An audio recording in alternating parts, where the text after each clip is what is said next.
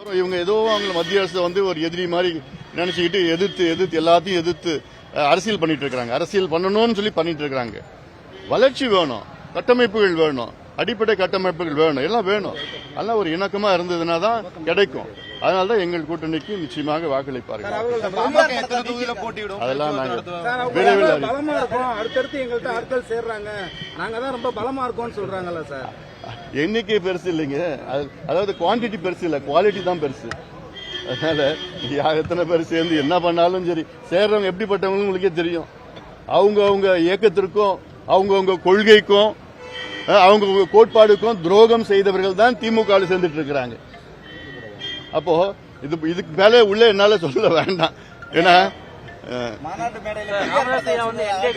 அது எனக்கு தெரியலைங்க, அவர்கிட்ட தான் கேட்கணும்.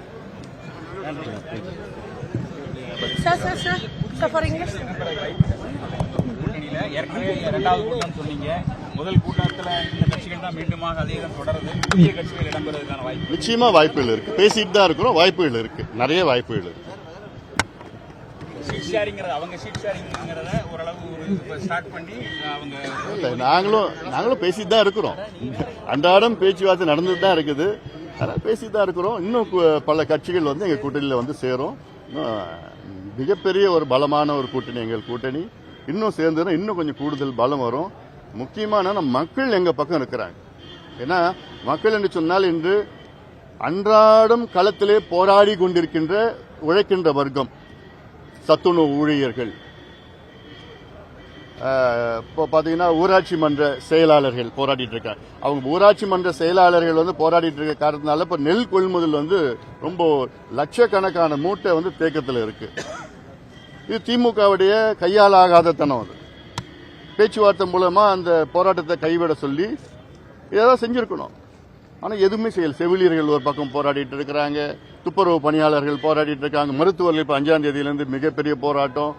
எல்லாமே ஏன் போராடிட்டு இருக்காங்கன்னா அவங்க கோரிக்கைகள், அந்த கோரிக்கைகள் நாங்கள் நிறைவேற்றுவோம்னு பொய் சொல்லி ஆட்சிக்கு வந்த திமுக 5 ஆண்டுகளுக்கு முன்பு 5 ஆண்டு காலமும் அவங்க கோரிக்கை நிறைவேற்றல. பிறகு இப்பொழுது வீதியில எல்லாமே போராடிட்டு இருக்கிறாங்க. எதிரிகளே இல்லை அப்படிங்கறது தொடர்ந்து ஒவ்வொரு கூட்டத்திலையும் முதலமைச்சர் சொல்றாரு. அதான் தெருவில் நீங்க போய் வாருங்க. அவரு ஏதோ ஒரு கற்பனையில வாழ்ந்துட்டு இருக்கிறார். அவர்கிட்ட எதுவுமே சொல்றது இல்லை போல இருக்கு அதிகாரிகளும். பேப்பர் படிச்சாலே தெரியும். ஏன்னா அன்றாடம் சென்னையை சுத்தி நீ பாருங்க, சத்துணவு ஊழியர்கள் போராட்டம், ஊராட்சி மன்ற செயலாளர்கள் போராட்டம், துப்புரவு பணியாளர்கள் போராட்டம், இணை பேராசிரியர்கள் போராட்டம், இடைநிலை ஆசிரியர்கள் போராட்டம், செவிலியர்கள் போராட்டம், மருத்துவர்கள் போராட்டம், விவசாயிகள் போராட்டம், நெசவாளர்கள் போராட்டம். அப்போ ஒண்ணுமே அவருக்கு தெரியலையா, என்ன நடக்குதுன்னு தெரியலையா? ஒவ்வொரு முறை பிரதமர் வந்துட்டு போனதுக்கு பிறகு அவங்களுடைய வெற்றி வந்து கூடுதலாக சாத்தியமாகுங்கிறது கனவுல இருக்கிறாங்க. அதாவது நாம மீண்டும் சொல்றேன், மத்திய அரசும் மாநில அரசும் இணைந்து செயல்பட்டால் நன்மை தமிழ்நாட்டுக்கு தான்.